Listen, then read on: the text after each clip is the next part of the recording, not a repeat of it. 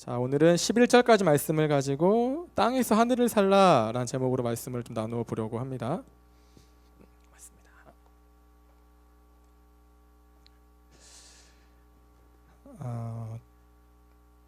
자, 잠시 수련회 또 얘기 좀 할까요? 여러분, 수련회 꼭 가십시오. 수련회 꼭 가시고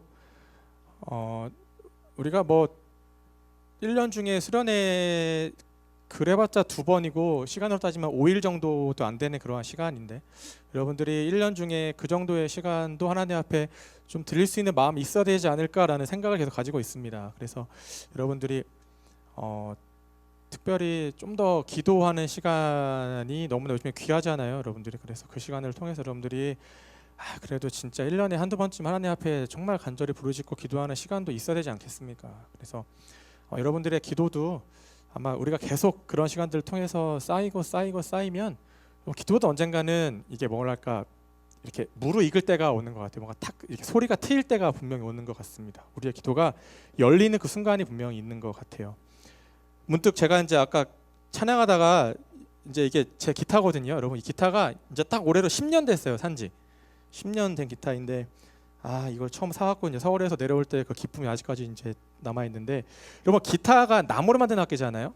원래 이 모든 목관 악기들은 보통 이제 그런 경련의 변화, 흔히 이제 에이징이라고도 이야기를 하는데, 이제 에이징이 되면 될수록 소리가 열린다고 표현을 많이 해요, 연주하는 분들은. 그래서 계속 연주를 많이 하면 할수록, 그렇다고 해서 이거를 사놓고서는 그냥 보관만 하고 있다고서는 열리는 게 아니라 이제 구입해서 계속 연주를 많이 해주면 해줄수록 소리가 열린다라고 표현을 많이 합니다. 나무가 바짝 말라가면서 좀 더 그런 좋은 소리가 난다라고 표현을 많이 하는데, 여러분, 기도도 마찬가지인 것 같아요. 여러분들이 기도를 계속적으로 우리가 하면 할수록 분명히 우리의 기도가 열리는 그 때가 분명히 있다라는 것이죠. 막 성령이 그 가운데 임하고 그 120명의 그 무리들이 성령이 임했을 때 기도의 문이 열렸잖아요. 방언이 터지고. 그런 것처럼 여러분들이 계속적으로 이렇게 수련회를 통해서라도 계속 기도하고 부르짖다 오면 막 이번 수련회 때 좀 뭔가 아쉬운데, 그럼 여러분 다음 수련회 때 분명히 또 열리지 않겠습니까? 뭐 그런 마음을 가지고 여러분들이 수련회를 계속적으로 사모하면 좋을 것 같아요. 그래서 여러분들이 꼭 수련회를 같이 가자라는 그런 다시 한번 이야기를 여러분들께 드리고요. 자, 여러분, 미국의 선박 회사 중에 로얄 캐리비안 인터내셔널이라는 회사가 있습니다. 이 회사에서 구축한 크루즈선 중에 아이콘 오브 더 시즈라는 크루즈선이 있는데, 이 배가 올 4월 달인가 첫 이제 항해를 한 크루즈선인데, 왜 소개를 드리냐면 전 세계에서 가장 규모가 큰 크루즈선이기 때문에 그렇습니다. 이 길이가 365m고요. 총 이 배에 7,600명이 탈 수가 있대요. 승무원 한 2,000명의 이제 그런 이제 그 관광객들 한 5,000명 탈 수 있는 건데, 이 배가 길이가 뭐 365m니까 어마어마하잖아요. 높이도 되게 높아요. 아파트 한 20층 높이라 그래요. 20층에 2,800개의 막 객실에 8개의 서로 다른 테마 공간이 있고요. 엄청나게 거대한 크루즈선인데, 그러다 보니까 가격도 근데 이 정도 규모의, 여러분 1인 기준으로요 7박에 260만 원이래요. 나중에 꼭 한번 타시기를 바랍니다. 뭐 여기서 돈을 쓸 일이 거의 없대요, 이 돈을 내면은. 그러니까 여러분들이 나중에 꼭 기회가 되면 이 배를 타고 좋은 여행 다녀오시면 좋을 것 같아요. 자, 여러분, 근데 제가 이 배를 가만히 지켜보다가 하나 궁금증이 생겼었는데, 여러분, 이 크루즈선에 총 몇 개의 창문이 있을 것 같아요? 여러분, 이 거대한 이 배에 몇 개의 창문이 나 있을까요? 제가 이거를 알아보려고 막 구글에 엄청나게 검색해봤거든요. 영어로만 쳐가면서까지. 근데 개수는 아쉽게도 안 나오더라고요. 그런데 이런 방이 일단 2,800개라고 하니까, 근데 그 중에서 물론 이제 제일 등급이 낮은 방은 창문이 없는 방이라고는 하는데, 뭐 그런 방들을 제외하고서라도 이 거대한 배 안에 정말 수천 개의 창문이 있을 거 아니겠습니까? 왜냐면 일단 뷰가 중요하잖아요. 바다를 한 7일 내지 열흘 동안 항해를 하는데, 여러분, 뷰가 얼마나 중요하겠습니까? 우리가 비행기를 타더라도 창가를 더 선호하고, 또 우리가 호텔을 가더라도 이 우리가 묵는 방이 시티 뷰냐 마운틴 뷰냐 뭐 오션 뷰냐, 이것도 너무너무 중요하게 여기는 것이고, 또 여러분들이 카페를 가더라도 창가 쪽을 선호할 때가 되게 많잖아요. 그러니까 그만큼 우리는 늘 어딘가에서 창문을 통해서 우리가 살아가는 세상을 바라보는 것을 되게 중요하게 여긴다라는 것을 제가 생각해 보게 되었어요. 자, 우리가 창세기 6장부터 말씀을 보시면 노아 이야기가 등장을 합니다. 노아라는 사람이 등장을 하는데, 여러분 노아가 왜 유명해요? 노아가 노아의 방주를 만들었잖아요. 하나님의 말씀을 듣고. 자, 여러분 이 방주를 우리가 간단하게 다시 한번 짚고 넘어가 본다면, 여러분 이 방주는 고페르나무란 나무로 일단 만들어졌습니다. 이게 번역하면 우리나라 말로는 잣나무라고도 알고 있는데, 우리가 알고 있는 잣나무랑 좀 다른 잣나무인 것 같아요. 그 잣나무로 만들었고요. 그 잣나무로 크게 이제 배를 이렇게 테를 잡고 거기에다가 역청. 여러분 역청은, 성경이 말하는 역청은 석유를 말해요. 오늘날에 석유를 겉에 이렇게 발라서 방수 처리를 했다라고 그래요. 그래서 우리가 성경에 나와 있는 그런 치수를 오늘날로 환산하면 이 노아의 방주는 144m의 길이에 폭이 24m고요. 그 높이가 14.4m라고 합니다. 그러니까 그만큼 크다는 거예요. 이 시대로 따지면 너무나 거대하게 큰 배인 건데, 여러분 그런데 여러분 이렇게나 거대한 노아의 방주에 창문이 몇 개가 있을까요? 몇 개 있을까요? 네, 딱 한 개밖에 없습니다. 어디에 있을까요? 네, 요 위쪽에 천장에 딱 창문이 하나 나 있다고 성경은 말씀하고 있어요. 자, 여러분들이 창세기 6장 16절 말씀을 제가 읽어드릴게요. 거기에 창을 내되 위에서부터 한 규빗을 내고라고 말씀을 합니다. 여러분 한 규빗은, 자 보통 일반 사람 기준으로 여러분 요 아니에요? 요 가운데 손가락부터 요 끝에서부터 여기까지의 길이가, 자 여기까지의 길이가, 이렇게 길이가 한 규빗이라고 이야기를 해요. 그러니까 아마 한 45cm에서 55cm 사이가 한 규빗이다라고 이야기를 하는 거죠. 그러면 그렇게 거대한 방주에 창문이요, 기껏 해봤자 한 폭이 50cm 되는 창문 하나밖에 위에 뚫려 있지 않다라는 겁니다. 여러분 근데 우리가 창문의 중요성을 되게 잘 알죠. 이런 채광도 너무나 중요하고, 창문이 없으면 답답해요. 우리도 물론 창문은 있지만 이렇게 커튼을 다 치고 있으면은 조금 답답함이 우리 가운데 있을 수가 있잖아요. 그런데 그럼에도 불구하고 이 노아의 방주 안에 창문이 한 개밖에 없는 이유가 무엇일까요? 하나님이 그 노아의 가족의 어떤 삶의 질을 전혀 고려하지 않으시고 창문을 한 개밖에 만들지 않으신 걸까? 아니면 그 안에 어떤 의미가 담겨져 있을까라고 보았을 때, 자 가장 큰 이유는 여러분 간단합니다. 그 하나의 창문을 통해서요, 어디를 날마다 바라보라는 거예요? 그렇죠. 하늘을 바라보라는 겁니다. 하늘에 누가 계시니까요? 하나님을 바라보라는 거예요. 맞습니다. 너무너무나 훌륭해요. 여러분 만약에 그 방주 안에 창문이 정말 많았다면, 이 사이드도 마찬가지고 창문이 너무너무나 많이 이렇게 나 있다라면 아마 노아의 가족들은 그 배 안에서 하루도 온전히 못 있었을 거예요. 왜냐? 그럼 바깥을 바라보세요. 그럼 물에 떠 있는 건 뭐밖에 없어요? 다 시체밖에 없잖아요. 동물 시체, 사람 시체. 아마 그걸 볼 때마다 그 마음이 너무나 처참하고 오히려 우울했을 거예요. 더 힘들었을 겁니다. 여기에 날은 어둡지, 날마다 폭우는 쏟아지고 천둥치고 번개가 휘몰아치는 막 그 모습을 계속 날마다 보고 있었으면 그 마음이 훨씬 더 힘들었을 것이다 라는 것이죠. 여러분 그래서 하나님께서는 노아와 노아의 가족들에게 너희들이 그렇게 사방을 다 보면서 세상이 돌아가는 상황들을 바라보면서 날마다 심적으로 힘들어하고 괴로워하고 낙심하고 그러기보다는 오히려 날마다 하루에 한 번이고 10번이고 100번이고 하늘을 바라보면서 하나님께만 전적으로 집중하기를 원하셨다라는 것이죠. 여러분 그리고 창이 하나밖에 없으면은 그 창 하나를 통해서 어떠한 그런 빛이 들어올 거 아니겠습니까? 물론 밖에 비가 오고 있다라고 하더라도 그러면은 그 빛이 있는 대로 어떻게 할 거예요? 노아의 가족들이 모일 거 아니에요. 이렇게 그 빛 가운데로 모일 거 아니겠습니까? 결국 그 빛이 하나님의 임재를 상징한다라면 그 빛이 머무는 곳에 날마다 노아의 가족들이 모여서 함께 하나님을 예배하고 찬양하고 기도하고 그렇게 더욱더 하나 되는 모습으로 하나님 앞에 모이게 되지 않았겠습니까? 하나님이 그러한 모습을 원하시면서 창을 위에 하나밖에 안 내셨다라는 것이죠. 그리고 여러분 방주는 키가 없어요. 여러분 배에 키가 없으면은 방향을 컨트롤하지 못하죠. 이건 무슨 의미일까요? 그 방주의 모든 것들을 인도하시는 분은 누구시라는 거예요? 하나님이시다라는 것이죠. 하나님이 인도하시는 대로 노아는 어디로 갈지 몰라요. 노아가 뭐 처음부터 그 배가 뭐 아라랏산 꼭대기에 갈 줄 알았겠습니까? 몰랐다라는 거예요. 노아는 그저 그 배 머무는 한 370여일의 시간 동안에 그냥 하나님께서 인도하시는 방향대로 흘러간 겁니다. 순종하고 다급하지도 않고 조급하지도 않고 그러한 마음으로 갔다라는 것이죠. 여러분, 우리가 살아가는 세상이 여러분 어떻습니까? 하루가 멀다 하고 사건 사고가 끊이지 않죠. 틈만 나면 뭐 급발진 사고에 칼부림에. 제가 오늘 아침에 일어나자마자 뉴스를 보니까 오늘은 손주가 외할머니를 죽였다고 하더라고요.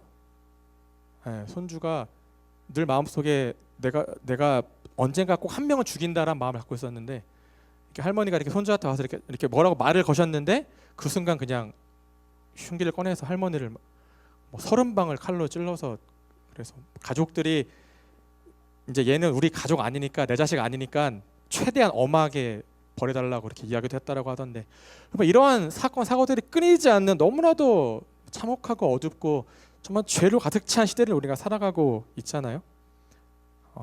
그래서 아무리 우리가 이 세상 가운데 빛으로 소금으로 살아간다 하더라도 그런 분명한 책임과 사명이 있지만 우리 역시도 세상의 어두움 속에 조금은 위축되고 조금 뭔가 이렇게 주눅들 수밖에 없단 말이에요. 그런데 여러분들이 그렇다고 해서 자꾸만 내 앞에 뒤에 양옆에 있는 창문으로 세상을 바라보면서 세상이 어둡구나, 여전히 어둡구나라고 하면서 스스로 그냥 그렇게만 하고 있으면 되겠습니까?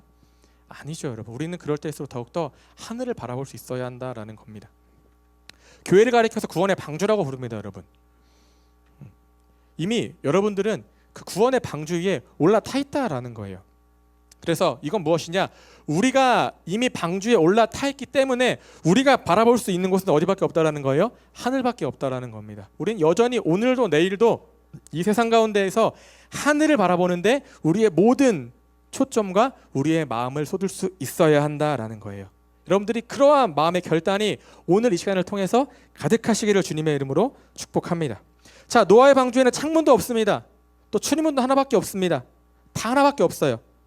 결국 이 구원의 문도 하나고 노아가 바라볼 수 있는 대상도 하나밖에 없다라는 겁니다. 그런데 그 가운데 분명히 무엇이 있다라는 겁니까? 구원이 있다라는 것이고 하나님의 은혜가 있습니다. 하루에도 여러분들의 삶 가운데에서 수십 번이고 수백 번이고 날마다 하늘을 바라보면서 하나님을 찾는 사람, 하나님의 어떤 구원의 은혜를 갈망하는 사람, 열망하는 사람, 나의 시선이 언제나 하늘을 향해 있는 바로 그 사람이 여러분들이 되시기를 주님의 이름으로 축복합니다. 자, 오늘 말씀은 직전에 2장의 연장선에 선 말씀이에요, 여러분. 자, 2장의 전체 내용을 보시면 바울이 이야기하는 게 무엇입니까? 너희들이 언제나 그리스도 안에서 행하라. 예수와 함께 걸어가라. 그거 아니겠습니까? 그러면서 바울이 마지막에 가니까 너희들이 예수님과 함께 걷는 삶이란, 너희들이 그 안에서 행하는 삶이란 세상의 유치한 어떤 초등학문, 복음을 대적하고 말씀과 반대되는 세상의 초등학문에 대하여 예수님과 함께 십자가에 못 박혀 죽는 삶이다라고 이야기를 한 거예요. 그런데 죽음으로 끝나는 게 아니죠. 우리의 옛 자아는 죽었지만, 예수와 함께 나의 모든 과거의 나는 죽었지만 우리는 다시 예수로 사는 사람들이지 않겠습니까? 다시 예수로 사는 삶이, 나는 죽고 예수로 사는 삶이 거듭난 우리의 삶이잖아요. 결국 바울이 말하는 너희들은 그 안에서 행하라, 평생 살아가는 가운데 예수와 함께 걸어가라, 믿음의 길을 걸어가라 라고 하는 것은 우리가 예수를 믿고 거듭난 그 이후의 삶의 전체를 이야기하는 것이다 라는 겁니다, 여러분. 지금 여러분들이 여전히 오늘도 내일도 걸어가고 있는 그 믿음의 길, 그 믿음의 경주, 그 전체가 바로 바울이 이야기하는 우리가 그분 안에서 걸어가는 삶, 예수님 안에서 행하는 삶이라는 거예요. 이전에 나는 죽었습니다. 하지만 이제는 예수 그리스도를 내 삶의 주인으로 모시고 예수님과 함께 살아가는 삶, 예수님과 함께 더불어 먹고 마시는 삶, 남아있는 평생의 삶을 통해서 우리가 완주해야 될 그 믿음의 경주, 그것이 바로 예수님과 함께 걸어가는 삶의 모습이다라는 것이죠.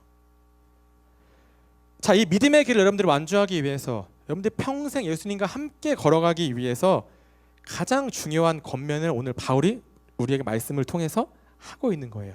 그게 무엇이냐? 바로 위의 것을 찾으라, 또 위의 것을 생각하라 라는 것입니다.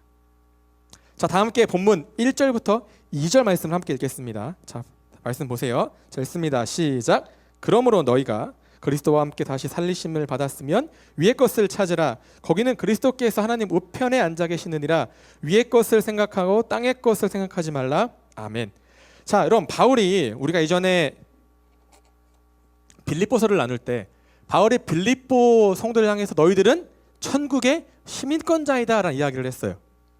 자, 이게 무엇입니까? 우리가 이 땅에 발을 딛고 살아가고 있지만 우리의 삶의 터전은 바로 지금 이 땅이지만 우리의 신분은 어디 있다라는 거예요? 하늘나라에 있다라는 겁니다. 우리의 거듭난 우리의 삶은, 우리의 신분은 더 이상 이 땅에 있는 것이 아니라 우리는 하늘에 속한 하늘나라의 시민, 천국 백성이다 라고 바울이 이야기를 했단 말이에요. 그러면 이 천국 백성은 당연히 무엇을 날마다 인정하고 살아가야 되겠습니까? 내가 당연히 천국에 속했다라는 것도 인정해야 되겠지만 바로 그 천국의 주인 되시는 하나님의 주권과 하나님의 통치와 하나님의 다스리심을 날마다 우리의 삶 가운데 인정하는 것이 가장 중요하겠죠. 하나님이 천국의 주인이시다 라는 것을 받아들이지 않은 상태에서는 어떻게 우리가 천국의 시민이다, 천국의 백성이다 이야기하지 못하는 거예요. 하나님께서 바로 이 땅에 통치자이심을 우리가 먼저 고백할 때 우리는 천국의 시민권자로서 이 땅을 살아갈 수 있다는 것이죠. 자, 바울이 이야기합니다. 위의 것을 찾으라. 거기에는 그리스도께서 하나님 우편에 앉아 계시느니라. 자, 여러분, 여기서 바울이 찾으라라는 것은 구하라는 거예요. 또 의지하라는 겁니다. 바라보라는 거예요. 인정하라는 겁니다. 무엇을요? 예수님의 통치와 다스리심을. 자, 거기에는 그리스도께서 하나님 우편에 앉아 계시느니라. 여러분, 성경에서 하나님의 우편, 하나님의 오른손 이런 것들은 하나님의 권능을 상징합니다. 하나님의 크신 능력, 온 세상을 창조하시고 다스리시는 그분의 어떠한 통치자로서의 권능을 뜻하는 게 하나님의 우편이고 하나님의 오른손이란 말이에요. 자, 예수님께서 하나님의 우편에 앉아 계신다라는 것은 바로 그 예수님께서 하나님과 동등됨을 취하신다라는 거예요. 하나님이 우주 만물의 통치자이시다, 하나님이 우주 만물의 주권자이시다 같다는 겁니다. 바로 그 예수님께서 온 우주 만물을 다스리시는 통치자이요 주권자가 되신다라는 말씀과 같다라는 거예요. 그렇기 때문에 위의 것을 찾으라라는 말씀은 우리의 인생 가운데, 여러분의 삶 가운데 날마다 하나님의 통치하심과 하나님의 다스리심과 하나님의 주권을 전적으로 인정하라는 겁니다. 우리의 인생이 우리가 원하는 대로, 우리가 계획하는 대로, 내가 뜻하는 대로 흘러가는 것이 우리의 인생이 아니라 하나님의 섭리대로 흘러가는 것이 우리의 인생임을 고백하라, 인정하라, 받아들여라, 의지하라, 그 이야기를 바울이 지금 하고 있는 겁니다. 여러분, 그러면 예수님께서 하나님의 우편에서 무슨 일을 하고 계십니까? 우리에게. 예수님은 그 하늘 보좌 위에서 하나님의 그 권능의 보좌의 그 오른편에서 우리를 위해서 무슨 일을 하고 계실까요? 자, 먼저 구하는 자에게 무엇을 주십니까? 성령을 부어주십니다. 그리고 필요한 은사를 우리에게 부어주시는 거예요. 은혜를 주신다라는 겁니다. 또 세상 가운데에서 승리하도록 굳건한 믿음을 우리에게 허락해 주십니다. 그리고 교회의 머리가 되셔서 세상 가운데 교회를 통해서 하나님의 놀라운 영광을 드러내도록 교회를 더욱더 거룩하고 더욱더 굳건하게 만들어 주신다라는 겁니다. 자, 미국의 케네디 대통령이 당선된 직후에 지금은 돌아가셨지만 이 빌리 그레함 목사님을 백악관으로 초청했습니다. 미국은 그러한 문화가 있어요, 원래적으로. 그래서 이 대통령이 빌리 그레함 목사님한테 물었대요. 목사님, 인류 역사의 방향은 어디로 흘러가고 있습니까? 라는 매우 심오한 질문을 드렸대요, 목사님한테. 그 목사님이 내가 가진 성경에 따르면 인류의 역사는 예수 그리스도의 재림을 향하여 흘러가고 있습니다 라고 답했다라고 합니다. 자, 여러분, 맞아요. 우리가 살아가는 이 세상은 여전히 하나님의 통치하심 가운데 흘러가고 있다라는 거예요. 우린 바로 하나님의 섭리 가운데에서 묵묵하게 다시 오실 주님을 각자의 자리에서 최선을 다해서 기다리고 맞이할 준비를 해 나가고 있는 과정 중에 있다라는 겁니다. 여러분, 노아의 방주는 이 망망대해 같은 그 이 세상 가운데에서 그냥 홀로 뭔가 이렇게 버려진 것처럼 떠다니지 않았어요. 표류하지 않았다라는 거예요. 여러분, 그 가운데에서도 하나님의 분명한 계획과 섭리가 있었다라는 겁니다. 하나님의 인도하심이 있었다라는 거예요. 그냥 배가 정처 없이 떠가는 것처럼 보였지만 여러분, 그 모든 것이 하나님의 철저한 계획과 또 통치와 주권적 역사하심 가운데 이루어진 사건이다라는 겁니다. 여러분, 노아는 그저 배 위에서 날마다 하늘을 이렇게 바라보면서 하나님의 분명한 때를 기다리고 있었다라는 거예요. 여러분, 하나님께서는 우리에게 양옆도 아니고요, 앞뒤도 아니고 오직 위를 먼저 바라보는 삶을 요구하신다라는 겁니다. 그 믿음을 요구하시는 거예요. 왜냐? 여러분, 그 모습부터가 여러분들이 하나님의 통치하심을 따르고 전적으로 주님께 내 삶을 맡겨드립니다 라는 믿음의 고백에 담겨져 있는 행위이기 때문에 그런 겁니다. 여러분들이 위의 것을 찾지 않고 날마다 위의 것을 생각하지 않으면 우리는 어쩔 수 없어요. 우리는 위의 것을 바라보지 않으면 언제든지 우리의 시선이 좌우로 앞뒤로 분산이 돼요. 그럼 모든 죄는 그 출발점이 어딘 줄 아십니까? 우리가 위를 바라보지 않고 양 옆에를 바라볼 때, 내 앞뒤를 바라볼 때, 그때부터 여러분 죄는 시작이 되는 겁니다. 그때부터 우리 안에 죄의 씨앗이 싹트고 자라기 시작한다는 거예요. 자, 아담과 하와가 평생을 위만 바라보고 살았습니다. 날마다 그 에덴 동산에서 하나님과 교제하면서 날마다 위를 바라보면서 하나님께 묻고 구하고 교제하고 의지하고. 그런데 하와가 또 아담이 딱 한 번 옆에를 바라봤을 때 아담과 하와는 뱀의 유혹에 넘어가서 원죄에 빠졌다라는 것이죠. 여러분, 위아래 양 옆에 중에서 어느 하나를 우선순위를 정하라는 게 아니에요. 위가 제일 먼저고 저 위를 보다가 위가 좀 보이지 않으면 그때는 오른쪽을 보고, 여러분, 그런 말씀이 아니라 언제나 위를 바라볼 수 있는, 위만 바라볼 수 있는 그러한 믿음이 우리 모두에게 있어야 한다라는 겁니다. 위를 바라보면서 여러분 삶의 모든 기준을 그 위에서 내려오는, 그 위에서 임한 하나님의 말씀 가운데 여러분들이 그걸 두지 않으면 그때부터는 우리는 어쩔 수 없어요. 늘 땅의 지배와 땅의 생각의 지배를 받고 그 생각이 우리 마음에 가득 차게 된다라는 겁니다.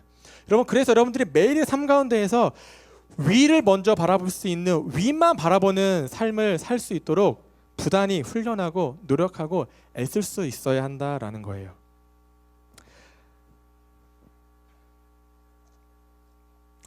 자, 그럼 벌써 여러분 10년이 지났는데 2014년부터 우리나라에서 멍때리기 대회 여러분 열리는 거 아세요? 올해도 열렸어요. 올해도. 여러분, 그런데 이게 무슨 대회냐면 90분 동안 최선을 다해서 아무것도 하지 않는 걸 경쟁하는 대회가 멍때리기 대회입니다. 자, 그런데 지난 10년간 우승했던 사람들을 쭉 보니까 그 중에는 크러쉬도 있었어요. 여러분, 16년도인가 그때는. 그런데 22년도에 우승했던 한 남성분이 있었어요. 근데 이분한테 물은 거예요. 그 멍때리기 대회 우승의 비결이 무엇입니까? 라고 물으니까 이분이 이게 참 인상 깊은 답이었어요. 아, 저는 10년째 하나 이글스 팬입니다. 하나 야구를 보고 있으면 저절로 멍이 때려져요 라는 대답을 했다고 해요. 실제로 했어요, 인터뷰에서. 자, 여러분, 이게 우리가 멍을 때린다는 게 사실은 아무 생각 없이 있는다고 해서 멍이 오랫동안 때려지는 게 아니거든요. 여러분들 아시죠? 여러분, 이게 멍을 때리려면 이것도 정말 고도의 집중력을 요구하는 거란 말이에요. 이게 어느 한 곳을 뚫어지게 바라보면서 이게 온 정신을 어느 하나를 이렇게 모을 때, 이 내 마음엔 모든 열망과 갈망을 다 끄집어내서 어느 한 곳을 우리가 뚫어져라 바라볼 때 여러분 이 멍이 이렇게 오랫동안 우리가 멍을 때릴 수 있는 것이거든요. 수련회 때 해보실래요? 대회? 우리 중에 누가 한 10분도 버틸 수 없을걸요 아마. 이게 무엇이냐면 즉 나에게 여러분 안에 어떠한 그 무언가를 향한 뜨거운 갈망과 열망이 있을 때 외부의 어떠한 그런 공격과 방해와 그런 것에도 우리의 어떠한 마음이, 우리의 믿음이, 우리의 시선이 무너지지 않고 흐트러지지 않는다라는 겁니다. 여러분 실제로 이 멍때리기 대회의 이 심사 기준이 주기적으로 사람들이 이 심박을 측정한다라고 해요. 이렇게. 그래서 가장 안정적인 심박수를 끝까지 유지하는 사람이 1등이다라고 하는 거예요. 그러니까 멍을 깊이 때리면 때릴수록 그 마음 가운데 뭐가 밀려온다라는 거예요? 평안이 온다는 거다. 평안과 안정이. 자, 여러분에게는, 우리에게는 이러한 강한 열망이 있어야 한다라는 거예요. 우리가 하늘을 향한, 우리가 하늘을 바라보고 하늘의 것을 추구하고 하늘에 신령하고 선하고 복되고 거룩한 것들을 날마다 간절히 우리가 얻기 원하는 강한 열망과 그런 마음들이 우리에게 있을 때, 그럼 우리의 시선이 흐트러지지 않고 하늘을 더 집중적으로 바라볼 수 있다라는 겁니다.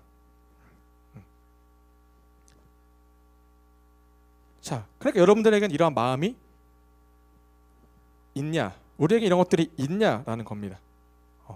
근데 삶 가운데 하나님의 무한한 통치와 그분의 다스림이 임하길 원하는 갈망, 또 지금 이 시대의 모든 어떤 흑암과 악한 것들이 다 무너지고 하나님의 공의와 정의가 선포되어지기를 원하는 그러한 마음들이 우리 모두에게 있냐라는 거예요, 여러분.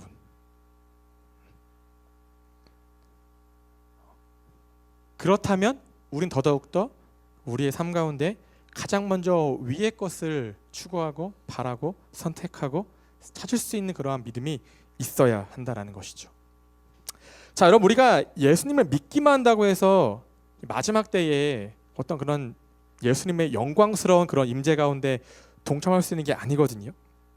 왜냐하면 4절을 보세요, 여러분. 오늘 본문에 4절.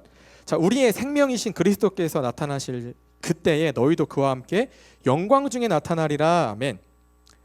자, 믿음의 길 가운데에서 여러분의 그 예수님과 함께 걸어나가는 삶의 그런 자리 가운데에서 날마다 위를 바라보고 하나님의 거룩하고 영적인 것을 찾고 구하는 사람이 마지막 때에 영광스러운 모습으로 예수님 앞에 설 수 있다라는 말씀이에요. 우리가 저 믿습니다 라고 하면서 맨날 앞에만 보고 양 옆에 뒤에만 보고 걸어가는 사람은 그럴 수 없다라는 겁니다. 먼저 우리는 위의 것을 찾을 수 있는 마음이 있어야 한다라는 거예요. 자, 여러분, 특별히 바울이 이러한 삶을 살기 위해서 우리에게 크게 3가지 결단을 요구합니다.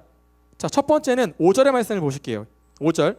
자, 그러므로 땅에 있는 지체를 죽이라. 곧 음란과 부정과 사욕과 악한 정욕과 탐심이니 탐심은 우상 숭배니라. 아멘.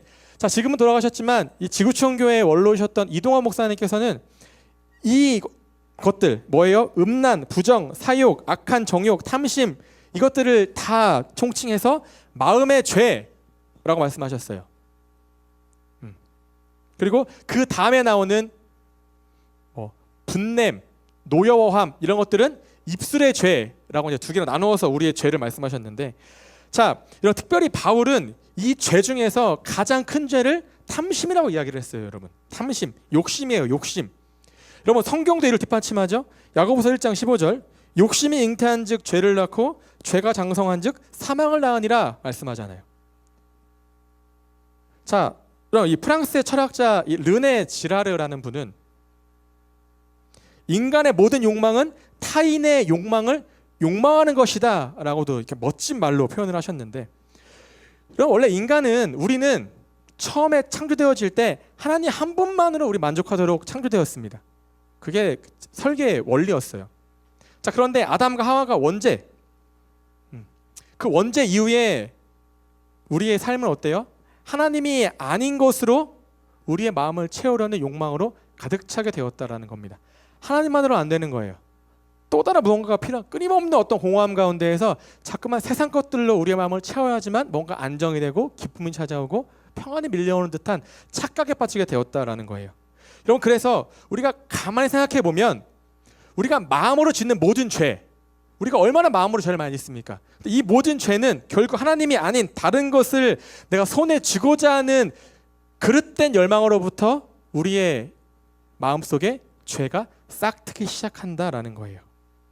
여러분, 그런데 우리가 진정으로 하늘의 것을 사모하는 삶을 살아간다라면, 하늘에서 우리에게 날마다 밀려오는 하나님의 그 은혜와 그 신령한 것들, 그런 거룩한 것들, 이런 것들을 우리가 사모하는 삶은 어때요? 내가 내 욕심을 채우기 위해서 그렇게 안 하죠. 내 욕심을 채우기 위해서 막 빼앗고 질투하고 그런 삶 살지 않죠. 대신에 내 안에 있는 모든 탐심과 욕망이 변화되어서 다시금 하나님의 어떠한 그런 신령한 것들을 사모하는 삶을 추구하게 된다라는 것입니다.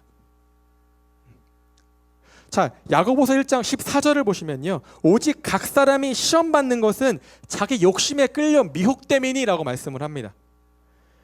여러분, 우리가 우리 안에 감추어진 탐심을 발견해내야 된다는 거예요. 여러분, 마음속에 감춰져 있는 내가 차마 자신 있게 들춰내지 못하지만 늘 내 안에 깊이 있게 숨겨져 있는 어떠한 욕망과 욕심, 탐심, 탐욕들을 우리가 끄집어낼 수 있어야 한다라는 거예요.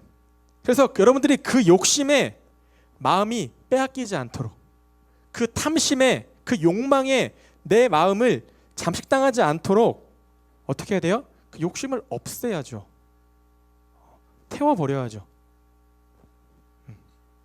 또 그 욕심이 있었다면 이제는 그 욕심이 내가 하늘의 것을 추구하는, 거룩하고 신령한 것들을 사모하는 것을 추구하는 열망과 갈망으로 바뀌게 해달라고 기도해야죠. 자, 6절 말씀을 이어서 보시면 이것들로 말미암아 하나님의 진노가 임하느니라 말씀을 합니다. 그럼 바울은 욕심은 우상숭배니라 라고 말씀을 해요. 여러분, 우상숭배는 하나님이 가장 미워하시는 죄이거든요. 가장 싫어하시는 죄입니다. 이 우상숭배에 빠지면 여기에 여러분들이 헤매어서 허덕이다 보면 우리는 절대 뭐를 피할 수 없어요? 하나님의 진노, 하나님의 징계와 심판을 피할 수가 없다라고 바울이 이야기하는 겁니다. 우리의 탐심이 여러분 결국 우상숭배라는 거예요. 왜냐? 우리가 왜 욕심을 부립니까? 우리가 욕심을 내는 대상이 우리의 우상이 될 수 있다라는 거예요.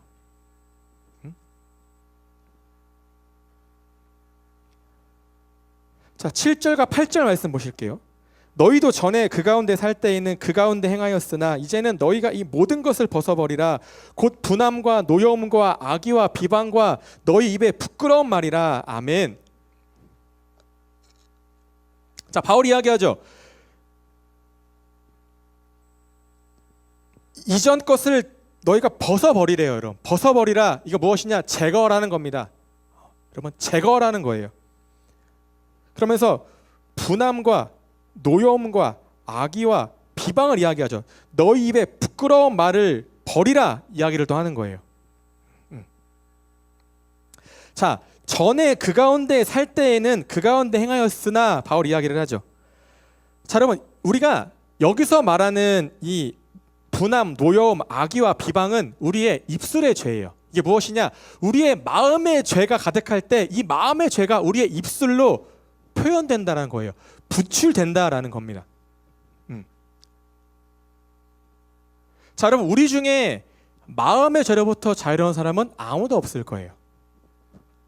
누구라도 음란하고 부정하고 욕망과 탐욕에 사로잡혀 살아갈 수 있다라는 겁니다. 여전히 그럴 수도 있어요. 그래서 바울은 무엇이라 이야기했습니까? 나는 날마다 죽노라 라고 이야기했습니다. 날마다 십자가 앞에 나의 모든 죄된 행실들을 죽인다라는 거예요. 근데 이 행실에는 겉으로 드러나는 행실만이 아니라 우리의 마음의 죄, 생각의 죄, 이 모든 것들을 날마다 십자가에 못 박는다라고 바울은 이야기했습니다. 날마다 정결하기 위해 애쓴다라고 이야기했던 거예요. 우리가 우리의 마음의 죄를 여러분 벗어버리지 못하면, 이것들을 깨끗하게 제거하지 못하면 우리의 마음의 죄가 우리의 입술로 표현이 됩니다. 그럼 여러분, 이때부터는 진짜 걷잡을 수가 없게 되어지는 거예요. 자, 8절이 분함, 노여움, 악의, 비방, 이런 부끄러운 말들이 우리의 입술을 통해서 드러난다라는 겁니다. 그럼 여러분, 이게 결국 다 뭐가 되는 거예요? 상처가 되어지는 것이고 아픔이 되어지는 것이고 결국 분하기 때문에, 노여워하기 때문에, 이 악의와 비방하는 마음 때문에 사람도 죽고 다투고 그런 거 아니겠습니까? 여러분, 내 욕심이 채워지지 않으면 그때부터는 분을 내고 노여워하기 시작합니다. 내가 저 사람보다 더 많은 것들을 가지려고 그러면, 소유하라는 마음이 있으면 그때부터는 그 상대방을 향한 이 모든 악한 마음들이 내 입술을 통해서 흘러나오게 돼 있다라는 거예요. 남을 비난하고 비방하고 헐뜯고. 여러분, 지금 미국에서 한창 대선 이제 그 준비가 진행 중이죠.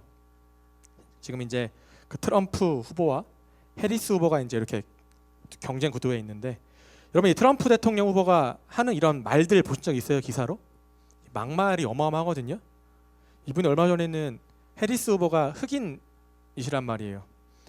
그러니까 거기서 이 사람은 흑인이냐 인도인이냐 막 이런 말도 했어요. 이분이 이제 인도 그 계통의 그런 피 섞여 있는 분인데, 아무튼 이 사람을 보고 있으면 야, 여러분 이런 인격의 사람이 대통령을 해도 되나 싶은 마음도 한편으로 있어요. 그런데 아무튼 근데 여러분 똑같아요. 어느 나라나 그런 선거철에 도입하면 어떻게든 상대방 후보를 내리깎고 비방하고 비난하고 막 그렇게 해서 내가 밟고 올라가서 좀이라도 더 표를 확보하려는 마음들이 가득한데, 여러분 그런 거예요. 우리가 얼마나 많은 죄들을 우리의 입술로 짓는지 모릅니다. 사실은 나는 미처 모르지만, 나는 미처 싶었는데 상대방은 상처를 받을 그때가 너무나 많다라는 거예요. 그만큼 우리가 좀 하나님을 찬양하고 또 기도하고 예배하는 그 믿음의 고백을 내뱉어야 되는 입술로 너무나 많은 죄를 짓고 살아가고 있다라는 겁니다. 그래서 여러분 욥기를 보시면, 이 욥이 참 대단한 사람인 게, 자, 욥기 2장 10절 말씀인데요. 좀 깁니다. 제가 읽어드릴게요. 자, 그가 이르되 그대의 말이 한 어리석은 여자의 말 같도다. 우리가 하나님께 복을 받았은즉 화도 받지 아니하겠느냐고 이 모든 일에 욥이 입술로 범죄하지 아니하니라. 아멘. 여러분 이게 무엇이냐면, 여러분 욥이 하루아침에 다 잃었잖아요. 가족도 잃고 재산도 잃고 건강도 잃었어요. 그러니까 욥이 그 몸에 종기가 가득한 그 몸을 너무 가려우니까 이렇게 바닥에 주저앉아서 그 그릇 조각 하나 이렇게 들고 몸을 이렇게 막 긁고 있었어요. 가려우니까. 근데 이걸 보고서는 와이프가, 아내가 아니 이런 상황에서도 네 그 잘난 믿음을 지킬 거야? 그냥 차라리 죽어버려. 그 이야기를 해요. 그때 욥이 이야기를 한 거예요. 응? 당신 어리석다. 그러면서 욥은 절대로 그 입술의 죄를 짓지 않았다라고 이야기를 하고 있는 겁니다. 그럼 우리는 부디 뭐예요? 막 초단위로 이런 상황 가운데서 욕만 할 것 같은데, 욥은 그러지 않았다는 겁니다. 왜냐? 그럼 욥은 날마다 하나님 앞에 내가 마음의 죄를 짓지 않기 위해서, 이 마음을 다스리면 결국 입으로도 죄가 짓지 않게 되는 거 아니겠습니까? 그러니까 이 마음을 다스리기 위해서 날마다 하나님 앞에 예배했던 사람입니다. 자, 욥기 1장 5절이에요. 자, 그들이 차례대로 잔치를 끝내면 욥이 그들을 불러다가 성결하게 하되 아침에 일어나 그들의 명수대로 번제를 드렸으니 이는 욥이 말하기를 혹시 내 아들들이 죄를 범하여 마음으로 하나님을 욕되게 하였을까 함이라. 욥의 행위가 항상 이러하였더라. 아멘. 여러분 욥은 아버지로서 자기만 정결하기 위해서 애쓴 게 아니라 날마다 하루를 마무리할 때 어떻게 했다라는 거예요? 번제를 드리고 하나님 앞에 예배드렸다는 겁니다. 왜냐? 나의 자녀들이 혹시라도 부지 중에 자기가 미처 알아차리기 이전에 마음으로 죄를 지었을까 봐, 혹시 죄를 지었다라면 하나님 용서해 주십시오. 하나님 앞에 예배드렸다라는 거예요. 회개기도 했다라는 겁니다. 무엇보다 이 거룩과 정결을 지키며 살고 있었다라는 거예요. 여러분 그렇습니다. 우리가 위의 것을 온전히 추구하기 위해서는 우리에게 가장 중요한 우리의 믿음의 고백이 뭐라는 거예요? 회개라는 겁니다. 여러분 철저한 회개는 하나님의 다스리심과 그분의 통치를 인정하는 최우선의 신앙 고백인 줄로 믿습니다. 자, 마지막으로 9절 말씀을 보시면 너희가 서로 거짓말하지 말라. 옛사람과 그 행위를 벗어버리고 라고 말씀을 합니다. 여러분 서로 거짓말하지 말라 이렇게 이야기하고 있어요. 바울이 서로 속이지 말라는 겁니다. 근데 무엇을 속이지 말라는 거예요? 뭘 거짓말하지 말라는 거예요? 자, 10절을 보시면 새 사람을 입었으니 라고 바울이 이야기하죠. 자, 여러분 우리 서로 간에 솔직해지자는 거예요. 무엇이냐? 내가 예수를 믿고 나는 거듭났습니다. 난 새 사람입니다. 라고 말로만 인정하고 실제의 삶은 전혀 그렇지 않은데 우리가 입술로만 나는 거듭났습니다. 나는 구원받았습니다. 나는 새 사람입니다. 거짓말하지 말라는 겁니다. 내 실체는 그러지 않은데 날마다 우리 입술로만 나는 거룩합니다. 나는 예수의 사람입니다. 나는 믿음의 사람입니다. 우리 입술로만 서로 고백하면서 서로가 서로를 속이지 말자는 거예요. 즉 우리의 얼굴에서 외식의 가면을 벗자는 겁니다. 외식하지 말라는 거예요. 대신 진실로 거듭난 새 사람이 되어야 한다라고 바울이 이야기하고 있는 겁니다. 여전히 내 안에 예전의 모습이 남아있는데 내가 겉으로만 그렇게 뭔가 새로운 사람으로 살아간다면 그러면 이게 거짓말이고 이게 위선 아니겠습니까? 제가 요즘에 재미있게 보는 드라마가 하나 있습니다. 여러분 감사합니다 라는 드라마인데 이게 이제 그 감사가 그 땡큐 감사가 아니라 감사한다 할 때 그 감사거든요. 뭐 이렇게 비리를 감사한다라고 할 때. 그러니까 이게 회사에서 그 대기업의 어떠한 비리나 어떠한 불법적인 일들을 이제 감사하는 감사팀의 어떤 이야기를 다룬 드라마인데 여기 이제 신하균 배우가 주인공으로 나와요. 근데 이 신하균 씨가 그 잘못을 저지른 사람을 이제 마지막에 딱 이제 그 사람의 죄가 드러나면 그 사람에게 늘 공통적으로 이제 이렇게 하는 제안이 있어요. 뭐라고 하냐면 당신에게 두 가지 선택사항이 있습니다. 첫째는 스스로 혐의를 인정하고 자수하는 것이고 둘째는 끝까지 버티다가 형량만 증가되는 겁니다. 늘 이걸 제안을 해요. 그 사람들한테. 자, 여러분 우리는 어떤 선택을 해야 될까요? 네, 거짓되고 위선적인 모습을 끝까지 감추고 버티는 게 답일까요? 아니면 비록 좀 늦었더라도 하나님 앞에 우리의 모든 이런 거짓된 모습들, 우리의 죄된 모습들을 회개하고 용서를 구하는 것이 더 중요할까요? 아마 정답은 여러분 스스로가 가장 잘 알고 있을 겁니다.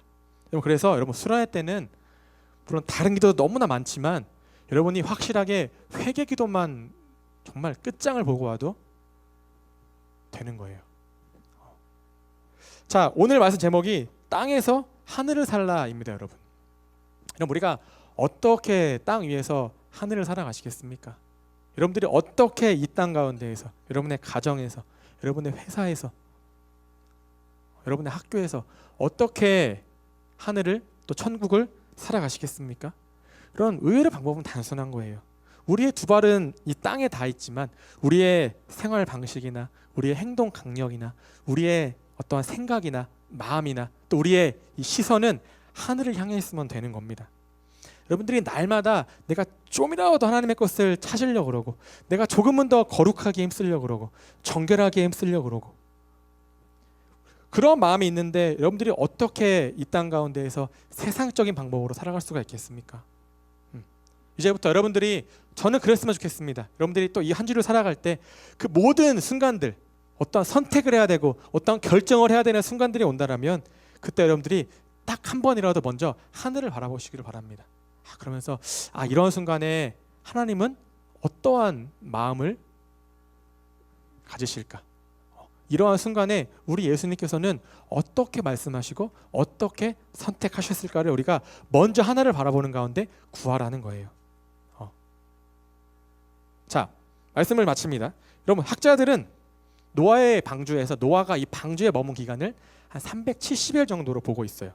비는 40일 밤낮을 내렸지만 그 물이 빠지기 전까지는 한 300일의 시간이 더 필요했다는 것이죠. 자, 그러면 1년의 시간 동안 여러분 노아가 얼마나 많이 하늘을 바라봤을까요? 방주 안에서. 그러면서 수많은 질문을 드렸을 거예요. 하나님 언제 내릴 수 있습니까? 하나님 아마 너무나 많은 질문들을 드리고 아마 기도했을 거예요. 대신에 노아는 그렇게만 하지 않고 하늘을 바라보면서 아마 수천 수만 번 회개했을 겁니다. 정말 이 땅을 향한 우리 인간의 모든 어떤 범죄함에 대한 자 이제 여러분들이 모두가 위의 것을 찾고 또 생각하는 삶을 살아가기 원하신다라면 이제 여러분들이 날마다 우리가 주님 안에 살아갈 때 철저하게 또 회개하시고 정말 성경이 이야기한 하나님의 그럼 너무나 복되고 귀한 것들이 많이 있잖아요. 그런 것들을 떠올리시면서 구하고 또 구하시기를 바랍니다. 그럼 여러분들이 평생을 살아가는 가운데 아마 바울이 그렇게 강력하게 권면하는 정말 그 안에서 행하는 삶, 주님과 함께 걸어가는 삶, 그 삶이 그러한 여러분들의 삶의 결단을 통해서 이루어지게 될 줄로 믿습니다. 그래서 하나님이 우리의 삶 가운데에서 원하시는 그분의 가장 거룩하고 선한 계획하심과 그 뜻이 하늘을 사모하는 여러분의 믿음 가운데 이루어지게 되기를 주님의 이름으로 축복합니다.